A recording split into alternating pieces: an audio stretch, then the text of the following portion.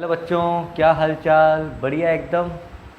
तो चलिए फिर शुरू करते हैं आज का टॉपिक। मेरा नाम है मोहित और आप लोग देख रहे हैं आपका अपना चैनल अकाउंट्स वाला। तो चलिए शुरू करते हैं बच्चों। आज हमें पढ़ना है चैप्टर 10 कैश बुक का एक important topic, cash book with bank column, या ऐसा बोल सकते हैं 2 कॉलम कैश बुक, या फिर ऐसे भी बोल सकते हैं double column cash book. Last video में मैंने आपको सिखाया था कैश बुक का topic single column cash book, जिसमें हम केवल कैश की बात करते थे, बैंक की बात नहीं करते थे। अब हम कैश बुक बनाएंगे, cash book with bank column. Cash का कॉलम तो होगा ही होगा, साथ में बैंक का कॉलम भी होगा। तो इसको हम 2 कॉलम कैश बुक भी बोलते हैं और डबल कॉलम कैश बुक भी बोलते हैं। तो आइए देखते हैं इसका फॉर्मेट कैसा है। फॉर्मेट बच्चों एज इट इज इसका पूरा जैसा आप लोगों ने पहले पढ़ा है, बस आपका एक कॉलम एक्स्ट्रा बढ़ जाएगा। ये आपका डेट हो गया, ये आपका पर्टिकुलर्स हो गया, ये आपका LF हो गया, ये आपका कैश कॉलम था, ये बैंक कॉलम, फिर डेट, फिर पर्टिकुलर्स, फिर LF और ये कैश और ये बैंक कॉलम। तो टोटल इस बार आपके 10 कॉलम हो गए। पहले आपके 8 कॉलम में काम हो रहा था, अब आपका 10 कॉलम में काम हो रहा है। डेबिट लिखेंगे ऊपर, यहाँ पे क्रेडिट लिखेंगे, यहाँ पे हेडिंग लिखेंगे 2 कॉलम कैश बुक या डबल कॉलम कैश बुक या cash book with bank column.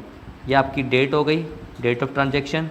यहाँ पे आप लिखेंगे particulars, name of other account, LF, ये कैश का कॉलम है, कैश वाली बात कैश में।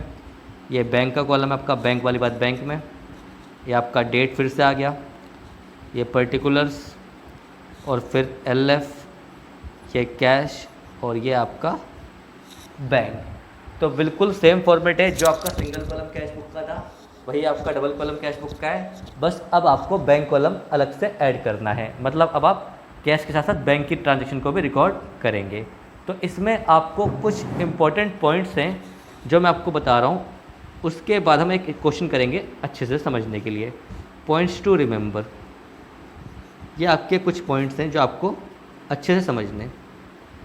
देखिए बच्चों, पहला पॉइंट क्या है? पहला पॉइंट है आपका कॉन्ट्रा एंट्रीज। कॉन्ट्रा एंट्रीज का मतलब क्या है बच्चों? ध्यान से देखिए, वो एंट्री जिसमें आपका कैश और बैंक दोनों इन्वॉल्व हो। तो contra entries are those entries in which both cash and bank are involve. जिसमें आपके कैश और बैंक दोनों इन्वॉल्व हो, वो आपके होते हैं कॉन्ट्रा एंट्री। मतलब क्या है? ऐसी ट्रांजैक्शन जिसमें आपका कैश भी अफेक्टेड होगा और बैंक भी अफेक्टेड होगा। कैश पे भी प्रभाव पड़ेगा, बैंक पे भी प्रभाव पड़ेगा। कैश में भी चेंज होगा, बैंक में भी चेंज होगा। उसको बोलते हैं कॉन्ट्रा एंट्री, जिनमें कैश और बैंक दोनों इन्वॉल्व होंगे। तो सिर्फ 2 ही एंट्री होती हैं, 2 ही ट्रांजेक्शन होती हैं जिसमें आप बोलेंगे कि ये आपकी कॉन्ट्रा एंट्रीज है। First, second. पहली है आपकी cash deposited, cash deposited into bank. आप अगर कैश बैंक में जमा करेंगे तो आपकी क्या एंट्री बनेगी? कैश आपका, बैंक आपका बढ़ जाएगा, बैंक को आप करेंगे डेबिट, कैश आपका कम हो जाएगा, कैश को आप करेंगे क्रेडिट। तो इस एंट्री में कैश और बैंक दोनों इन्वॉल्व हुआ। तो जिस एंट्री में कैश और बैंक दोनों इन्वॉल्व होगा उसको बोलेंगे कॉन्ट्रा एंट्री। दूसरा एग्जांपल क्या है आपका? Withdrawal of cash. आपने पैसा निकाल लिया, withdrawal of cash from bank, आपने बैंक से पैसा निकाल लिया। तो इसकी एंट्री क्या बनेगी? कैश आपका आ जाएगा, कैश बढ़ेगा डेबिट, बैंक कम होगा, बैंक होगा आपका क्रेडिट। तो एंट्री बनेगी cash account debit to bank account. तो ये हैं आपकी बेसिकली 2 एंट्रियाँ जिनको हम बोलते हैं कॉन्ट्रा एंट्रीज। वो एंट्री जिनमें आपका कैश और बैंक दोनों शामिल होंगे, दोनों इन्वॉल्व होंगे। तो जो आपकी कॉन्ट्रा एंट्री है, जब भी आप कॉन्ट्रा एंट्री पुट करेंगे तो पुट कैसे करेंगे? मैं आपको ये वाली पुट करके दिखाता हूँ। मान लीजिए अमाउंट है 100 रुपीज़, ये भी 100 रुपीज़ है। बैंक डेबिट हुआ, ये आपकी डेबिट साइड है, आप डेबिट में लिखेंगे टू कैश, पर्टिकुलर में नेम ऑफ अदर अकाउंट लिखते हैं। बैंक डेबिट हुआ तो डेबिट में लिखेंगे टू कैश, और पैसा बैंक में, क्योंकि बढ़ बैंक रहा है। कैश और बैंक हम साथ साथ बना रहे हैं तो लिखना कैश है, लेकिन पैसा कैश में मत लिख देना, क्योंकि कैश अकाउंट में कैश का नाम थोड़ी आता है। अगर हम अलग अलग बनाते तो बैंक अकाउंट अलग बनता, कैश अकाउंट अलग बनता, फिर हम लिखते हैं बैंक अकाउंट में 2 कैश, पैसा बैंक में जाता। लेकिन अब हम एक साथ बना रहे हैं तो अब हम क्या लिखेंगे, 2 कैश तो भी लिखेंगे लेकिन पैसा बैंक में, क्योंकि आपको पैसा बैंक बढ़ा है। लेकिन कैसे बढ़ा है, क्योंकि आपने कैश जमा करा है, तो कैश कम हो गया जिसकी वजह से बैंक बढ़ गया। ये आपको करना है। तो आप लिखेंगे बैंक डेबिट हुआ, डेबिट में 2 कैश, पैसा बैंक में 100 रुपीज़। और LF में आप लिखेंगे सी मतलब कॉन्ट्रा एंट्री। ये आपको बताना है कि ये कॉन्ट्रा एंट्री है। कैश क्रेडिट हुआ, क्रेडिट में आप लिखेंगे बाय बैंक। कैश क्रेडिट हुआ, क्रेडिट में आप लिखेंगे by bank. Credit side by वाली होती है, कैश क्रेडिट हुआ, क्रेडिट में बैंक, और पैसा कैश से निकाल लेंगे। कैश कम ही हुआ, लेकिन क्यों कम हुआ, क्योंकि आपने पैसा बैंक में डाल दिया। तो इस तरीके से हमें कॉन्ट्रा एंट्रीज पुट करनी है। फिर cash debit to bank, cash debit हुआ, डेबिट में टू बैंक। अब लिखा बैंक है, पैसा कैश में आएगा क्योंकि आपका कैश बढ़ा, क्यों, क्योंकि आपने बैंक से पैसा निकाला। बैंक क्रेडिट हुआ तो क्रेडिट में बाय कैश। बैंक कम हुआ है तो यहाँ से आप कम कर देंगे क्योंकि आपने कैश निकाल लिया। मान लीजिए ये भी 100 रुपये हैं, तो ये आपकी कॉन्ट्रा एंट्रीज हो गई। चलिए इसको अमाउंट ले लेते हैं 200 रुपये, ताकि आपको अमाउंट में कन्फ्यूजन ना हो। तो ये आपको CC लिखना है कॉन्ट्रा एंट्री के आगे। तो उम्मीद है आपको ये वाली बात भी समझ में आ गई होगी। अब सेकंड पॉइंट देखिए, ये जस्ट लेजर पोस्टिंग है, हम एक साथ बना रहे हैं इसलिए आपको शायद कन्फ्यूजन हो सकती है। लेकिन अकाउंट देखिए, आप कैश जब लिख रहे हैं तो पैसा बैंक में आ रहा है, और बैंक जब लिख रहे हैं तो पैसा कैश में आ रहा है। तो बिल्कुल आप समझिए, आप कैश और बैंक अकाउंट दोनों एक साथ बना रहे हैं। कॉन्सेप्ट वही है, अलग अलग बनाते हैं। तो बैंक डेबिट होता है तो डेबिट में 2 कैश लिखते हैं, पैसा बैंक में जाता। अभी भी आपने 2 कैश लिखा, पैसा बैंक में गया। कैश क्रेडिट होता है तो क्रेडिट में आप बाय बैंक लिखते हैं, पैसा कैश में जाता। अभी भी पैसा कैश में गया, बाय बैंक लिखा है। बस आपको बनाना एक साथ है 2 कॉलम कैश बुक में। सेकंड पॉइंट क्या है, देखिए बेटा, if cheque is not deposited into the same day into the bank on the same day क्या मतलब है बच्चों, ध्यान से देखिए। If cheque is not deposited, आपने चेक डिपॉजिट नहीं किया बैंक में ऑन द सेम डे, मतलब आपको एग्जांपल से समझाता हूँ। जनवरी 1, 2020 को आपको चेक रिसीव हुआ फ्रॉम राम से ₹2000, लेकिन आपने सेम डे बैंक में डिपॉजिट नहीं किया। सेम डे आप डिपॉजिट करते तो आप एंट्री करते, अगर सेम डे करते तो बता रहा हूँ बैंक आपका बढ़ जाता। Bank account debit to Ram, bank आपका एसेट है, चेक मिलेगा, बैंक बढ़ जाएगा डेबिट। राम आपका डेटर है, डेटर कम हो जाएगा क्रेडिट। डेटर भी एसेट है, एसेट एक बढ़ता है डेबिट, एक एसेट कम हो रहा है क्रेडिट। तो आप बैंक डेबिट में टू राम लिख देते, पैसा बैंक में डाल देते। लेकिन अगर आपने चेक रिसीव हुआ और बैंक में सेम डे नहीं डाला, आपने डाला कब, जनवरी 4 को 2020, द above चेक डिपॉजिटेड, आपने जनवरी 4 को डाला, अब check deposited into the bank. मिला आपको कब है बच्चों, जनवरी 1 को, लेकिन आपने सेम डे बैंक में नहीं डाला। जब ऐसी सिचुएशन होगी तो जिस दिन चेक मिला है उस दिन आप जनरल एंट्री क्या बनाएंगे, उस दिन आपकी जनरल एंट्री बनेगी cheque in hand account debit to Ram, जिससे मिला है उसका नाम टू राम। यहाँ पे पैसा लिख लेंगे, क्योंकि आपने सेम डे बैंक में नहीं डाला। जब तक आप बैंक में नहीं डालेंगे कि आपका बैंक बढ़ेगा, बिल्कुल नहीं बढ़ेगा। तो आप चेक इन हैंड के नाम से एक अकाउंट क्रिएट करते हैं, जो आपका एसेट है कि आपके पास चेक है, चेक इन हैंड, आपके हाथ में चेक है, मतलब आपके पास चेक पड़ा हुआ है, जिसे बोलते हैं चेक इन हैंड। आपने बैंक में नहीं डाला तो चेक इन हैंड आपका एसेट है, तो चेक इन हैंड के नाम से आपका एसेट बढ़ गया, और जिससे मिला है डेटर आपका राम है, राम आपका कम हो गया। क्या इस एंट्री में बैंक इन्वॉल्व है? नहीं, ना बैंक इन्वॉल्व है ना कैश इन्वॉल्व है, तो ना बैंक बढ़ेगा ना कैश बढ़ेगा। लेकिन जब आप चेक को बैंक में डिपॉजिट करेंगे, जिस दिन आप चेक को बैंक में डिपॉजिट करेंगे उस दिन आप क्या एंट्री करेंगे, वो देखिए। ये आपने एंट्री करी जनवरी 1 को, अब जनवरी 4 को आप क्या एंट्री करेंगे, वो देखिए। जनवरी 4 को आप एंट्री करेंगे बैंक अकाउंट डेबिट, बैंक आपका बढ़ जाएगा टू चेक इन हैंड। जो आपके हाथ में चेक था वो आपने बैंक में डिपॉजिट कर दिया, तो बैंक आपका बढ़ गया डेबिट, और चेक इन हैंड वाला एसेट खत्म हो गया क्रेडिट। तो ये एंट्री आपको कैश बुक में बैंक कॉलम में रिकॉर्ड करनी है। अगर आपने सेम डे चेक डिपॉजिट नहीं करा तो उस दिन एंट्री होगी cheque in hand to Ram, या आपको जनरल एंट्री करके दिखानी है अपने सॉल्यूशन के नीचे। और जब चेक वो बैंक में जमा करेंगे तब एंट्री होगी bank account debit to cheque in hand, यानी बैंक डेबिट होगा, चेक इन हैंड क्रेडिट होगा। तो यहाँ पे आप लिखेंगे to cheque in hand, to cheque in hand cash book में, टू चेक इन हैंड पैसा लिख देंगे बैंक के कॉलम में। मान लीजिए 2000 है, मान लीजिए 2000 है, मैंने 2000 एग्जाम्पल में लिया था, तो टू चेक इन हैंड 2000 लिख देंगे जब आप जमा करेंगे, यानी जनवरी 4 को, ना कि जनवरी 1 को। जनवरी 1 को क्यों नहीं कर रहे? क्योंकि जनवरी 1 को आपको चेक मिला है, आपने बैंक में डिपॉजिट नहीं करा।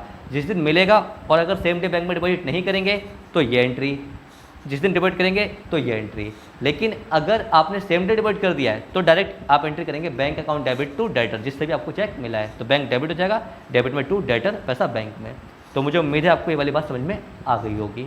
अब नेक्स्ट पॉइंट देखिए, अब देखिए आगे, अब क्या करना है बच्चों, थर्ड पॉइंट है आपका, ये भी बहुत इंपॉर्टेंट पॉइंट है, इसे भी ध्यान से देखिएगा, ये आपका थर्ड पॉइंट है। इस पॉइंट में आपको एग्जाम्पल समझाता हूँ। Cheque received from Ram and endorse it to Shyam. Cheque का अमाउंट था ₹3000, चेक का अमाउंट था ₹3000।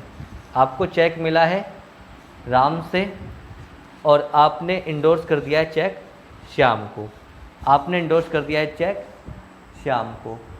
इसका मतलब समझिए, इंडोर्स का मतलब होता है बच्चों ट्रांसफ़र करना, इंडोर्स का मतलब होता है ट्रांसफ़र करना। चेक रिसीव हो रहा है आपको राम से और आपने इंडोर्स कर दिया श्याम को। इंडोर्स का मतलब है आपने चेक अपना श्याम को दे दिया। श्याम मेरा क्रेडिटर होगा, राम मेरा डेटर है। जिससे चेक रिसीव होगा वो मेरा डेटर है, जिसको मैं चेक खुद दूंगा वो मेरा क्रेडिटर होगा। यानी आपको पैसा मिला चेक के रूप में राम से और आपने वो चेक यानी वो पैसा दे दिया श्याम को। तो देखिए, अगर आप पहले चेक रिसीव करते और बैंक में डिपॉजिट करते तो आप एंट्री करते bank account debit to Ram.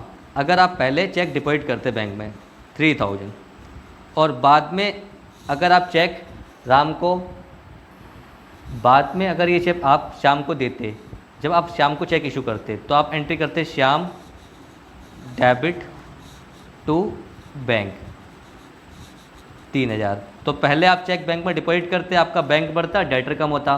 फिर आप चेक इशू करते अपने क्रेडिटर को यानी श्याम को, श्याम आपकी लायबिलिटी कम होती, डेबिट करते, बैंक आपका एसेट कम होता, क्रेडिट करते। तो तब आप ये दो एंट्री करते अगर आप पहले पैसा चेक डिपॉजिट करते और फिर चेक इशू करते।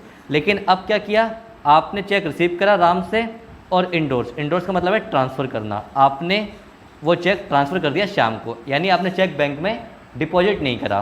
पहले इस जो मैंने दो एंट्री लिखी हैं, इस केस में आपको चेक रिसीव होता, आप बैंक में डालते और फिर श्याम को चेक इशू करते। तो पहले पैसा बैंक में आता, ये बैंक है, और फिर पैसा बैंक से जाता, यहाँ से पैसा आता और यहाँ से बैंक से पैसा जाता। लेकिन अब क्या किया, अब आपने चेक रिसीव करा और वो चेक डायरेक्ट आपने श्याम को दे दिया, बैंक को इन्वॉल्व नहीं करा, बैंक को इन्वॉल्व नहीं करा। तो इस केस में देखिए बच्चों क्या मतलब है, चेक बैंक में आया ही नहीं, आपने चेक रिसीव करा और वो चेक आपने ट्रांसफ़र कर दिया श्याम को।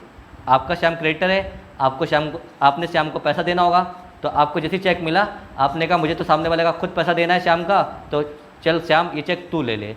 तो अल्टीमेटली क्या आपका चेक बैंक में गया? नहीं, आपका चेक बैंक में नहीं गया। तो जब आप अपना चेक बैंक में डिपॉजिट नहीं करेंगे और डायरेक्ट ट्रांसफ़र कर देंगे, उसे बोलते हैं इंडोर्स। इंडोर्स मीन्स ट्रांसफ़र करना। तो जनरल एंट्री क्या बनेगी, आपका श्याम क्रेडिटर है, श्याम को आप चेक दे देंगे, श्याम आपकी लायबिलिटी कम हो जाएगी, आप करेंगे डेबिट। और बैंक और राम जिससे आपको चेक मिला है वो आपका डेटर है, राम आपका डेटर है, राम एसेट आपका खत्म हो जाएगा, आप कर देंगे क्रेडिट। बच्चों बताओ क्या इस एंट्री में अमाउंट 3000 था, क्या इस एंट्री में आपका कहीं भी बैंक इन्वॉल्व हुआ? नहीं। अगर आप चेक पहले डिपॉजिट करते तो बैंक बढ़ता और फिर चेक इशू करते तो बैंक कम होता। लेकिन आपने क्या किया, चेक रिसीव किया और इंडोर्स कर दिया, बिना बैंक में डिपॉजिट करे चेक ट्रांसफ़र कर दिया श्याम को। तो श्याम आपकी क्रेडिटर लायबिलिटी कम हो गई, कम होने का मतलब है एरो नीचे। राम आपका डेटर एसेट है, ये भी कम हो गया, कम होने का मतलब है एरो नीचे। तो श्याम आपका लाइबिलिटी कम हो गया डेबिट, डेटर राम आपका डेटर है आपका राम, एसेट कम हो गया क्रेडिट। तो आपका कोई भी बैंक इन्वॉल्व नहीं हुआ, तो इस एंट्री को आप कैश बुक में रिकॉर्ड नहीं कर सकते। कैश बुक में आप वही ट्रांजेक्शन रिकॉर्ड करेंगे जिसमें या तो कैश इन्वॉल्व होगा या बैंक इन्वॉल्व होगा। अगर कैश और बैंक इन्वॉल्व नहीं है तो आप उस ट्रांजेक्शन को बैंक में या कैश में रिकॉर्ड नहीं कर सकते। तो अगर चेक डिपॉजिट होता बैंक में तो बैंक बढ़ता भी और घटता भी, लेकिन आपने बिना बैंक में जमा करे ही वो चेक ट्रांसफ़र कर दिया, तो आपकी ये एंट्री बनेगी, श्याम आपकी लायबिलिटी कम हो जाएगा डेबिट, राम आपका डेटर एसेट है कम हो जाएगा क्रेडिट। बैंक नहीं आया तो ये एंट्री कैश बुक में नहीं होगी। मुझे उम्मीद है इतनी बात आपको समझ में आ गई होगी।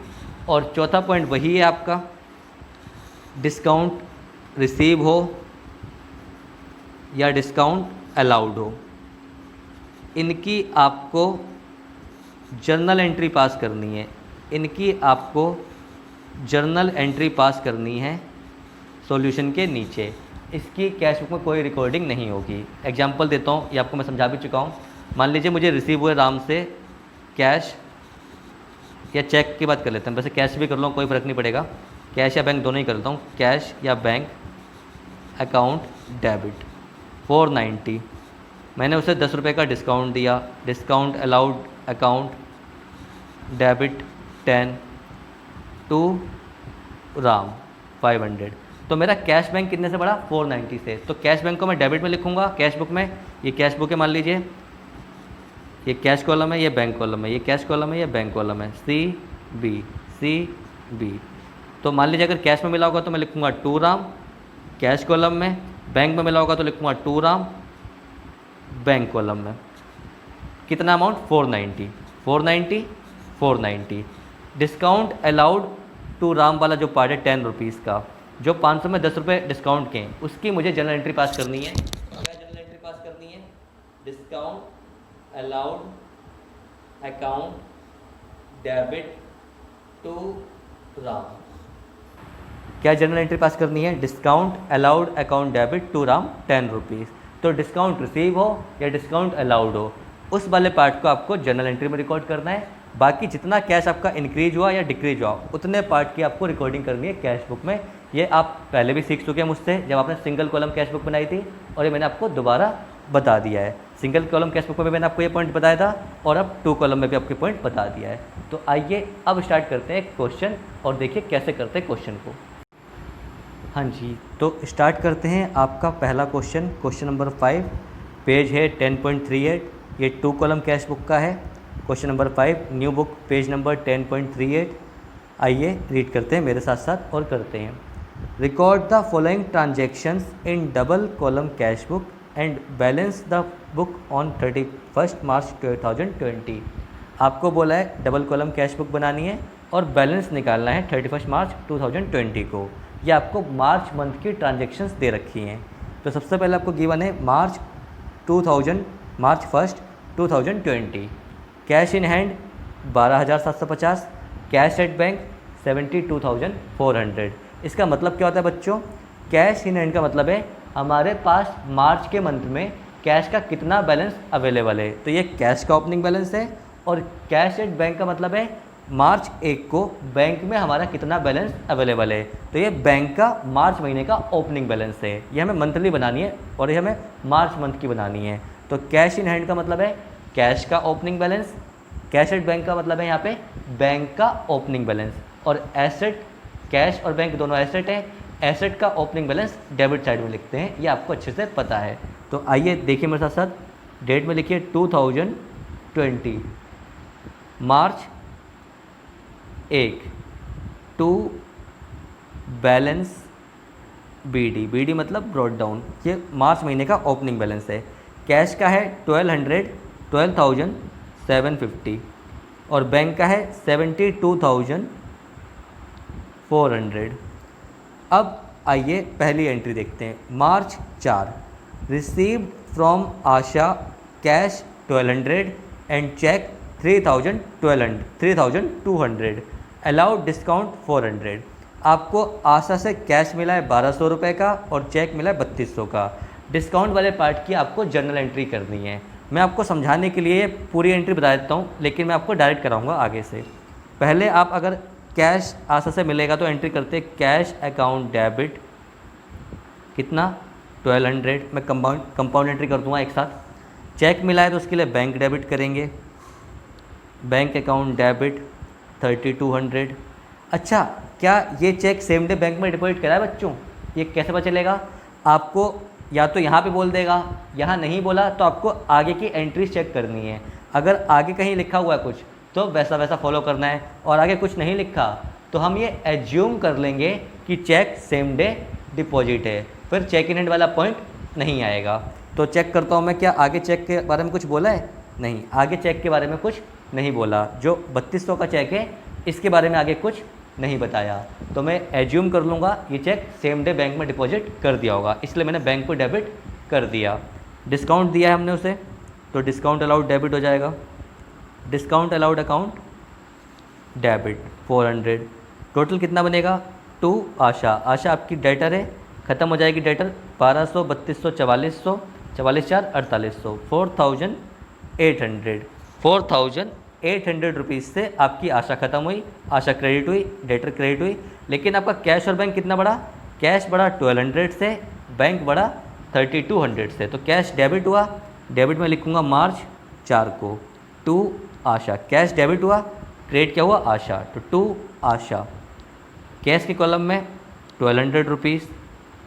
बैंक डेबिट हुआ, आशा क्रेडिट हुई, तो बैंक डेबिट हुआ, डेबिट में 2 आशा, और बैंक कितना बढ़ा? 3200 का। तो कैश में आ गया 1200, बैंक में आ गया 3200। किससे मिला? आशा से, तो आपने नाम लिख दिया 2 आशा। डिस्काउंट अलाउड वाले पार्ट की आपको जनरल एंट्री करके दिखानी होती है। मैंने ये पूरी एंट्री करके दिखाई, आपको केवल इतनी जनरल एंट्री करनी है सॉल्यूशन के नीचे। डिस्काउंट अलाउड अकाउंट डेबिट 2 आशा 400 रुपीज़। तो ये आपको जनरल एंट्रीज करनी है। डिस्काउंट अलाउड डेबिट 2 आशा 400 रुपीज़। ये उम्मीद है मुझे आपको समझ में आ गई होगी बात। आइए अब आगे बढ़ते हैं। नेक्स्ट एंट्री आपकी क्या है? Paid salary to staff by cheque. आपने स्टाफ को सैलरी दी, आपने स्टाफ को सैलरी दी, तो क्या एंट्री करेंगे बच्चों? सैलरी डेबिट हो जाएगी, एक्सपेंस है। चेक से दिए तो बैंक क्रेडिट हो जाएगा। मैं आपको एंट्री लिख के दिखा रहा हूँ, लेकिन अगले क्वेश्चनों में मैं एंट्री नहीं करूँगा। ये मैं आपको समझाने के लिए करके दिखा रहा हूँ, क्योंकि हमें कैश बुक बिना एंट्री के बनानी होती है। सैलरी डेबिट हुई, चेक से पेमेंट की तो बैंक क्रेडिट हुआ 25,600, 25,600। बैंक आपका क्रेडिट हुआ, तो आप क्रेडिट में लिखेंगे बाय सैलरी। डेट क्या है? मार्च 7 2020, मार्च 7 बाय सैलरी 25,600 आप बैंक से निकाल देंगे। बैंक आपका क्रेडिट हुआ तो बाय सैलरी, क्रेडिट हुआ तो बाय सैलरी, पैसा बैंक से निकाल दिया। नेक्स्ट पॉइंट क्या आपका? Withdrawn cash from bank for office use. बच्चों ये कॉन्ट्रा एंट्री है, आपने पैसा निकाला बैंक से ऑफिस यूज़ के लिए। क्या जनरल एंट्री बनेगी? कैश आपका बढ़ जाएगा, कैश निकालोगे तो कैश डेबिट हो जाएगा, और बैंक से निकालोगे तो बैंक क्रेडिट हो जाएगा। कितने रुपए? ये आपका है 21,900, 21,900। ये आपकी कॉन्ट्रा एंट्री है। इसमें कैश और बैंक दोनों इन्वॉल्व हैं। कैश डेबिट हुआ आपका, तो आप डेबिट में लिखेंगे टू बैंक, और पैसा लिखना है कैश अकाउंट में, पैसा लिखना है कैश कॉलम में। कैश डेबिट हुआ तो कैश ही बढ़ाएंगे, डेबिट करेंगे, लेकिन किस चीज़ से बढ़ा? क्योंकि बैंक से पैसा निकाला। तो 21,900 आपका आ गया कैश में। बैंक क्रेडिट हुआ तो क्रेडिट में लिखेंगे, डेट है आपकी मार्च 9, मार्च 9। क्रेडिट में आपका बैंक हुआ है तो बाय कैश लिखेंगे और पैसा लिखेंगे बैंक कॉलम में 21,900। बैंक आपका कम हुआ, क्रेडिट बैंक को ही करा है, लेकिन किस वजह से कम हुआ? क्योंकि आपने कैश निकाला। और यहाँ पे आप लिख देंगे सी। ये कॉन्ट्रा एंट्री का सिंबल है कि ये आपकी कॉन्ट्रा एंट्री है। इन एंट्री में आपका कैश और बैंक दोनों अफेक्ट हो रहा है। नेक्स्ट एंट्री क्या आपकी? Interest paid by bank on bank balance March 12। Bank ने हमें इंटरेस्ट दिया, bank on bank balance, bank के द्वारा पे किया रहा है, मतलब हमें मिल रहा है, तो हमें मिलेगा इंटरेस्ट, तो हमारा बैंक बढ़ जाएगा। बैंक बढ़ेगा तो बैंक डेबिट, बैंक इंटरेस्ट देगा तो आपके बैंक में पैसा आएगा, बैंक बढ़ जाएगा, बैंक बढ़ेगा डेबिट करोगे। और इंटरेस्ट आपकी इनकम है, जब मिलती है, रेवेन्यू आपको जब मिलता है तो इंटरेस्ट जब मिलेगा आपको, रेवेन्यू बढ़ेगा, रेवेन्यू बढ़ता है क्रेडिट करते हैं। कितने रुपए से? 1200 से। तो बैंक आपका डेबिट हुआ, इंटरेस्ट क्रेडिट हुआ, तो डेबिट में 2, इंटरेस्ट मार्च 12। बैंक डेबिट हुआ, डेबिट में 2, इंटरेस्ट अकाउंट, पैसा लिख देंगे बैंक कॉलम में, क्योंकि आपको बैंक ने इंटरेस्ट दिया, तो बैंक बढ़ेगा डेबिट, और इंटरेस्ट आपका रेवेन्यू है। जब आपको मिलता है तो रेवेन्यू होता है, जब आप पे करते हैं तो एक्सपेंस होता है। मिलेगा तो रेवेन्यू है, रेवेन्यू बढ़ेगा क्रेडिट। बैंक डेबिट हुआ, डेबिट में 2 इंटरेस्ट, पैसा बैंक में। नेक्स्ट एंट्री क्या आपकी? Purchased furniture in cash. आपने फर्नीचर खरीदा कैश में, तो आप क्या एंट्री पास करेंगे? Furniture account debit to cash. Furniture आपका डेबिट होगा, कैश आपका चला जाएगा, क्रेडिट हो जाएगा। कैश क्रेडिट हुआ तो क्रेडिट में आप लिखेंगे बाय फर्नीचर। डेट है आपकी मार्च 16, बाय फर्नीचर। ये आपका अमाउंट आ जाएगा 16,500 कैश कॉलम में, 16,500 कैश कॉलम में, क्योंकि आपने कैश में ख़रीदा है। नेक्स्ट एंट्री आपकी paid to Mohan and company by cheque, discount receive 100। आपने पे कितना करा है? 10,900 चेक से 100 रुपये का आपको डिस्काउंट मिला है। तो इसकी मैं आपको एंट्री लिख के दिखा देता हूँ। ऑल्दो ये एंट्री आपको केवल जनरल वाला पार्ट करना है, मैं आपको पूरी एंट्री बताऊँगा। देखिए, आपने पे करा है मोहन को, तो मोहन आपका डेबिट हो जाएगा, मोहन एंड कंपनी डेबिट। कितना पे करा है? 10,900 पे आपने करा है 10,900, तो आपका बैंक कम हो जाएगा 10,900 से। 100 का आपको डिस्काउंट भी मिला है, डिस्काउंट रिसीव आपका रेवेन्यू है, फ़ायदा है, तो डिस्काउंट रिसीव आपका 100 रुपये क्रेडिट हो जाएगा। रेवेन्यू बढ़ेगा, क्रेडिट। बैंक पेमेंट हुई आपकी, बैंक कम हुआ, क्रेडिट। तो टोटल आपने कितने रुपए देने थे? 11,000 देने आपने 11 थे, लेकिन आपने 10,900 दिए, 100 का आपको डिस्काउंट मिला। तो बैंक तो आपका 10,900 से ही कम हुआ, 100 आपको डिस्काउंट रिसीव है, तो बैंक आपका क्रेडिट हुआ है 10,900 से। तो क्रेडिट में आप लिखेंगे बाय मोहन एंड कंपनी 10,900। ये आपकी डेट है March 21, by Mohan and company. Bank credit हुआ तो क्रेडिट में बाय मोहन एंड कंपनी 10,900। ये वाला पार्ट जो है आपका डिस्काउंट वाला, इसकी आपको जर्नल एंट्री बनानी है। मैंने पूरी एंट्री बनाई है, लेकिन आपको केवल डिस्काउंट वाले पार्ट की एंट्री बनानी है। तो एंट्री क्या बनेगी मैं आपको समझा देता हूँ। मोहन एंड कंपनी आप डेबिट करेंगे 100 रुपये से, टू डिस्काउंट रिसीव 100 रुपये। ये आपको जनरल एंट्री में बताना है। मैंने आपको पूरी एंट्री बता दी, लेकिन आपको केवल डिस्काउंट वाले पार्ट को जनरल एंट्री में रिकॉर्ड करना है, वो भी सॉल्यूशन के नीचे। आइए आगे बढ़ते हैं। नेक्स्ट एंट्री क्या है? Proprietor withdrew from office cash. Office cash निकाल रहा है फॉर पर्सनल यूज़। मालिक ऑफिस कैश निकाल रहा है पर्सनल यूज़ के लिए। क्या एंट्री बनेगी? पर्सनल यूज़ के लिए निकाल रहा है तो ड्राइंग डेबिट होगा, पर्सनल यूज़ के लिए निकाल रहा है तो ड्राइंग डेबिट होगा, और कैश निकाल रहा है तो कैश क्रेडिट होगा। तो एंट्री है आपकी 11,600 से, 11,600, 11,600 से। प्रोप्राइटर यानी मालिक, विड्रू मीन्स पैसा निकालना, ऑफिस कैश विड्रू कर रहा है, निकाल रहा है पर्सनल यूज़ के लिए। पर्सनल यूज़ का मतलब है ड्राइंग, ड्राइंग का नेचर है कैपिटल, कैपिटल कम होगी डेबिट, और कैश निकाल रहा है तो कैश क्रेडिट हो जाएगा। तो कैश क्रेडिट हुआ तो क्रेडिट में आप लिखेंगे, डेट है आपकी मार्च 24, कैश आपका क्रेडिट हुआ तो क्रेडिट में आप लिखेंगे बाय ड्राइंग्स 21,000, 11,600, 11,600। नेक्स्ट एंट्री क्या आपकी? नेक्स्ट एंट्री आपकी sold goods to Manoj for cash. आपने गुड्स बेचे मनोज को कैश में, एंट्री बनेगी cash account debit to sales. तो कैश डेबिट हुआ, डेट है आपकी मार्च 29, तो टू सेल्स अकाउंट। कैश में बेचा है तो कैश बढ़ जाएगा 14,800 से। नेक्स्ट एंट्री आपकी deposited office cash in bank. Deposited office cash in bank, आपने ऑफिस का पैसा बैंक में डिपॉजिट करा, आपने ऑफिस का पैसा बैंक में डिपॉजिट करा, यानी कैश आपका कम हो जाएगा, बैंक बढ़ जाएगा। तो ये कौन सी एंट्री है बच्चों? कॉन्ट्रा एंट्री है। ये देखिए मैं समझाता हूँ आपको। इसमें बैंक आपका बढ़ जाएगा, बैंक अकाउंट डेबिट हो जाएगा, कैश आपका घट जाएगा, कैश अकाउंट क्रेडिट हो जाएगा। 21,200, 21,200।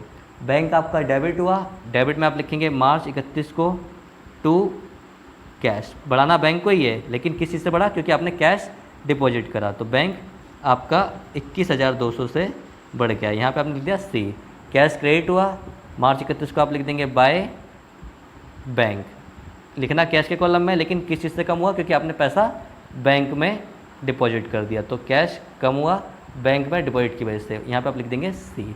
तो एंट्री आपने सारी कर ली हैं। अब आपको निकालना है बैलेंस, और बैलेंसिंग वाला काम आपको पता ही है। देखिए बच्चों, कैश आपका एसेट है, कैश का कभी नेगेटिव बैलेंस नहीं होगा।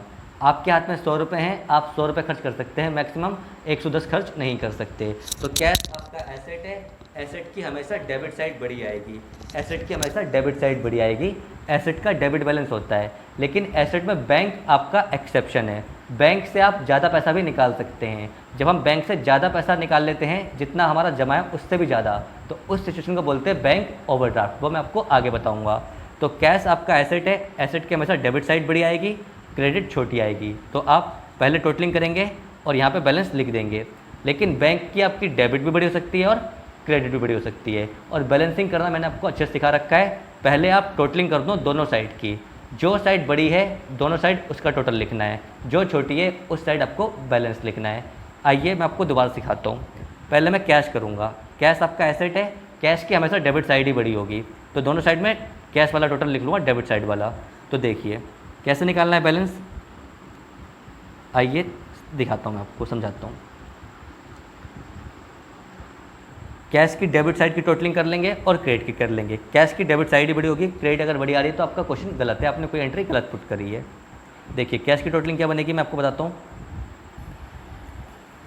देखिए आपकी डेबिट साइड की टोटलिंग आई है कैश की 50,650, डेबिट साइड की टोटलिंग आई है आपकी कैश की 50,650, और क्रेडिट की टोटलिंग आई है 49,300।